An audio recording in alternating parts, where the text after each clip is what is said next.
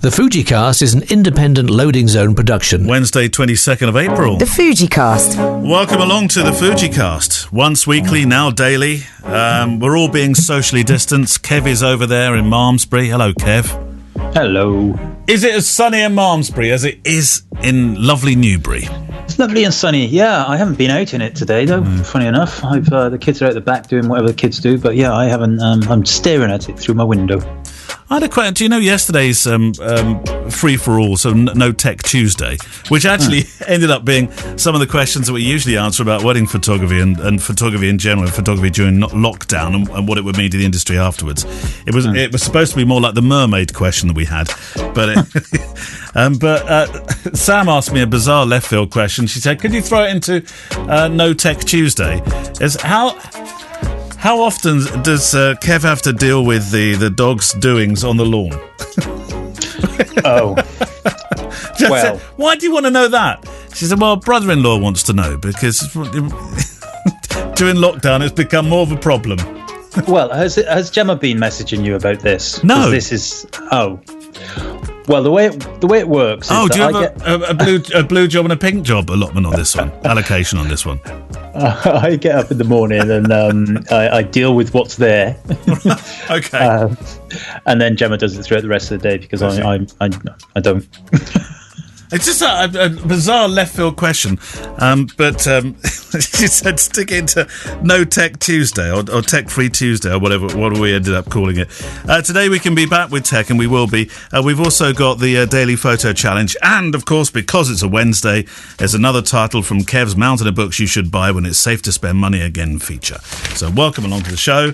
We'll start. Should we start with the tech one because we had a tech free time yesterday. So it makes sense to start with one now. Jonathan Kerr, yada, yada, yada, fellas. Since the COVID crisis, I haven't had any will, want, or motivation to pick up any of my cameras, other for the odd shot of my dog. I'm not panicking, as I know it isn't the occasion to go out and shoot, and there are better times on the horizon. Thinking of the joy of street photography the first day post-lockdown. And your daily podcast is giving me my photography fix by proxy anyway. Anyway, the question is, I have 8 of the relatively expensive Fuji NPW126S batteries. See, we're back in tech that I use for weddings. Better to have and not need than need and not have. And I'm curious as to how best to store them. Should I leave them in the camera and the grips, take them out and store them separately, or discharge them entirely?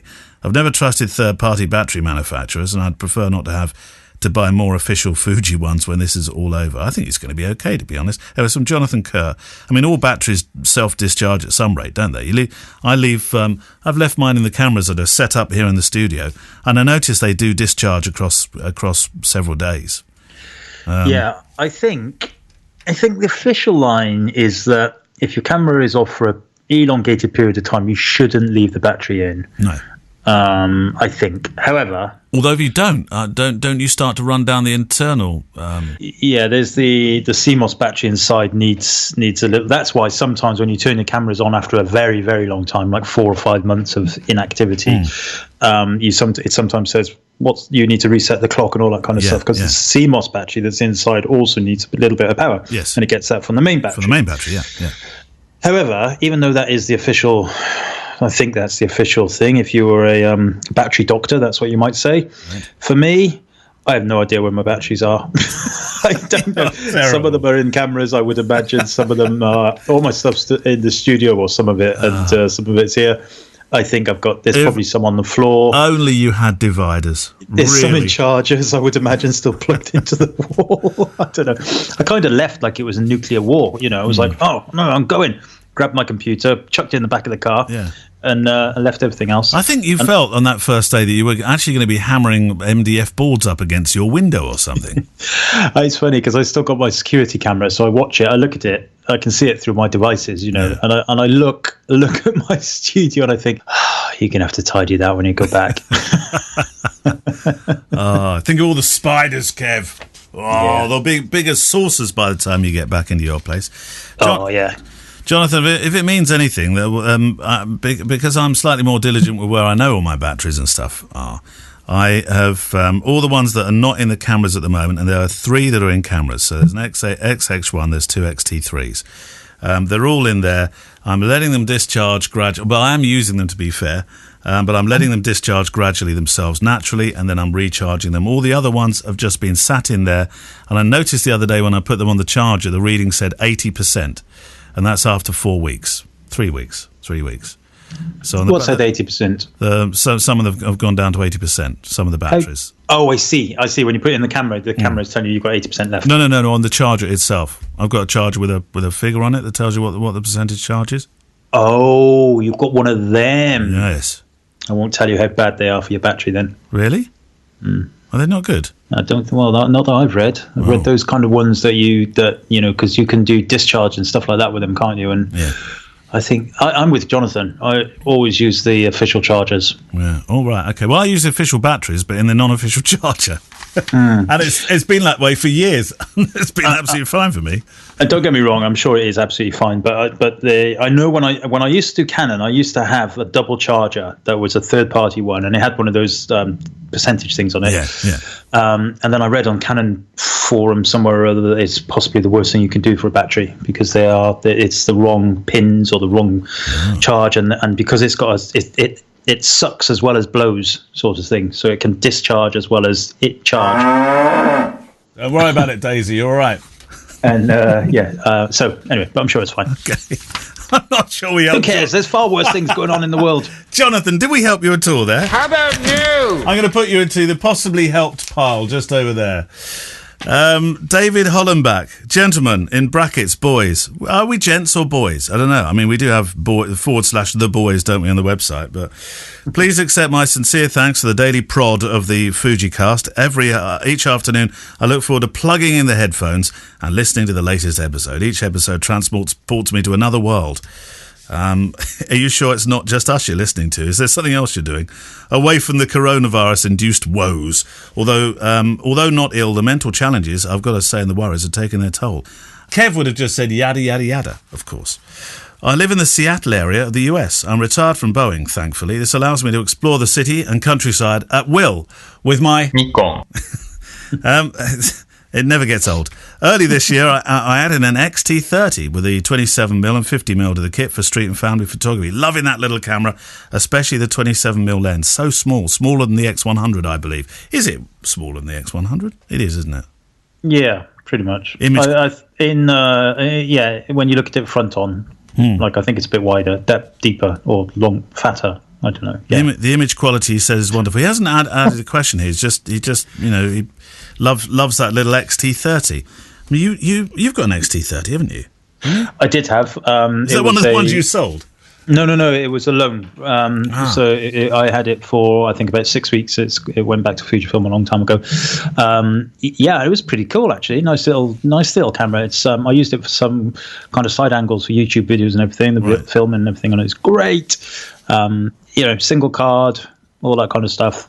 It's not something I would use for professional job as a primary camera. Is it good as a street photography camera, perhaps? Yeah, if you want that kind of DSLR style shape to it. Yeah. Smaller than the XT3 or 4. Nigel Hayward, morning chaps, or afternoon, or evening, depending upon where you are. Thanks for reading out my embarrassing story last week. He was the guy that went. Do you remember he was Nigel came to the show that we had in London, and during the day had gone up doing some street photography, and he went into one of those auto loos with a door, and the door opened halfway through. Yeah.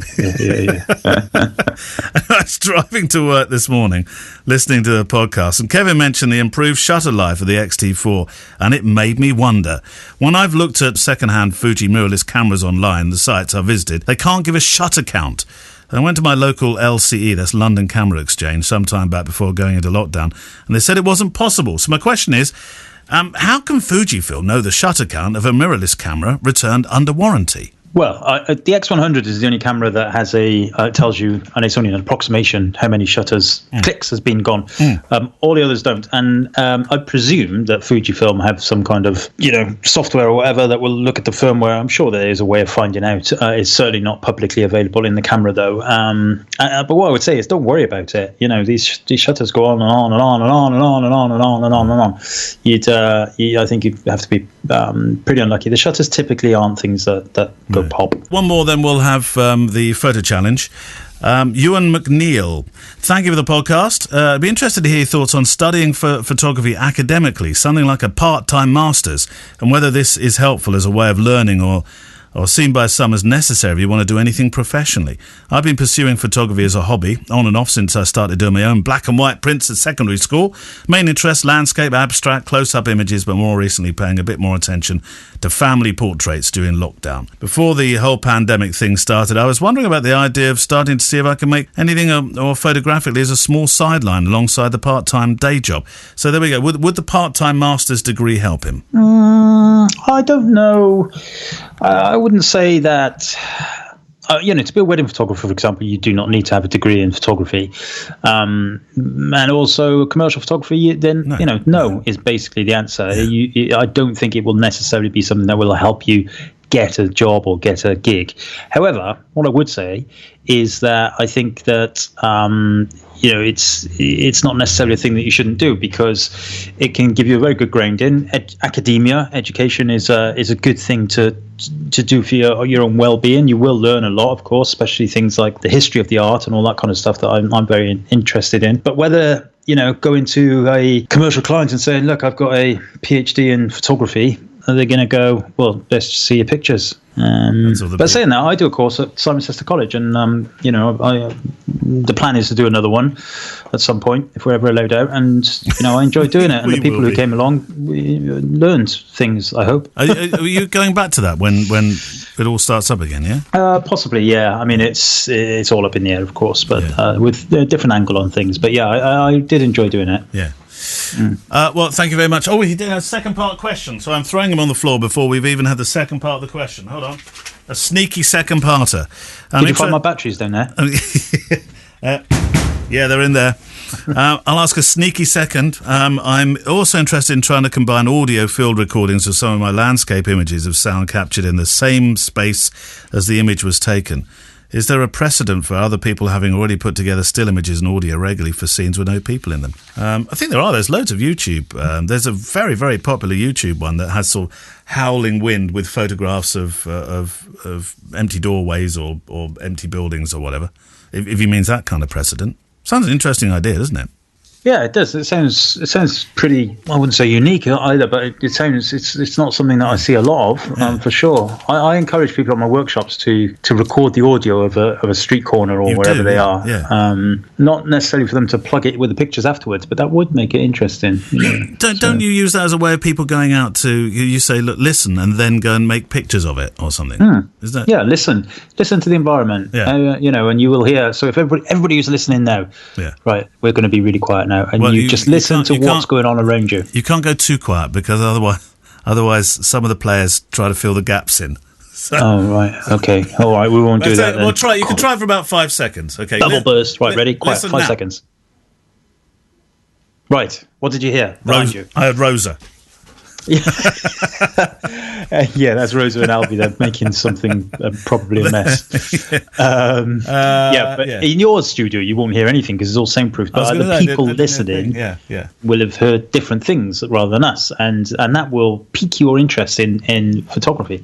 So stand on a street corner when you're allowed and just record the audio for 10 minutes. Listen to the audio back, and that will tell you the entire story of the street corner. Then you can go back and photograph it. Do you remember us talking briefly about binaural audio? Do you remember that? Yeah. You can get these kind of headphones, or these microphones, look like ears, because our ears are programmed to hear more forward than they are back, but there's still a presence back, and then there's a left and there's a right. And there are some amazing films online. Look up binaural audio. Make sure you're wearing headphones when you listen back. Do you have to listen? Do you have to have these binaural headphones on? Do you have to buy? No. The microphone is the binaural bit. Okay, binaural. The binaural audio is being recorded with the microphone, and the microphones look like these. They look like ears. Really strange. But they work, and they record sound like ears. So you have to wear your headphones when you're listening back. That's the best way to get the experience. But look at look up on YouTube binaural audio. I think New York. There were some really good ones done in New York, have a listen. They're really, really interesting. I think, mixing sound with audio and being quite creative and inventive with it can be a fun thing to do. The Daily Show Photo Challenge. All right, here we go. So, it's Wednesday. So what did we have last Wednesday? Last week we had devotion. Oh yes, and we thought we thought that was going to be a bit of a risque one, but it wasn't in the end, was it? No. No. I think our minds were firmly in the gutter. Your minds, they were firmly in the creativity.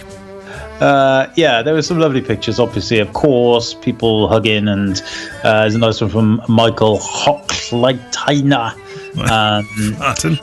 which was, and it's titled "My Girlfriend Connecting to Her Loved Ones in Quarantined Tyrol." Oh. So that was nice because it was real, and she's got a phone, and you can see her parents staring at her through the Zoom app or whatever it is. Yeah. Plenty of dogs and babies. Jonathan Clapton, of course, with his new little daughter. It's a nice one from Julia Thorne, actually. Obviously not taken at the time, but it was. It's the memorial to the Hillsborough disaster in Liverpool. Oh. And it was kind of April 2016, she was saying. But the reason that kind of piqued my mind was because I'm fairly sure that the anniversary is around about now. So that's why it kind of popped up in my mind. There was a beautiful one from Vanessa Johnson, a devoted 10-year-old and his 17-year-old cat. 17? 17-year-old cat. Is that even possible? That cat looked just like Tiddles as well. Oh, well, man, I was going to say maybe it was Tiddles, but no, Tiddles would have been 50 or so, 40 or so, Tiddles whatever. Will be, well gone now. Poor Tiddles. Off she goes, meow. However, the one that where is it gone? I need to scroll back to it. The one I really, really, really, really, really liked and laughed at is from Andy Thibault. Because it was the logo from our podcast. Oh, that's a bit self-indulgent, Kevin. It doesn't matter. What's going to happen? They're going to lock me up. There'll be complaints. Oh, yes. Yeah, lots of good stuff. That was a good one, though. I really liked that. It was good. Yep. Right, new one for today. What have we got? Okay. Now, as you know, I have been encouraging you to try and take these pictures on the same day.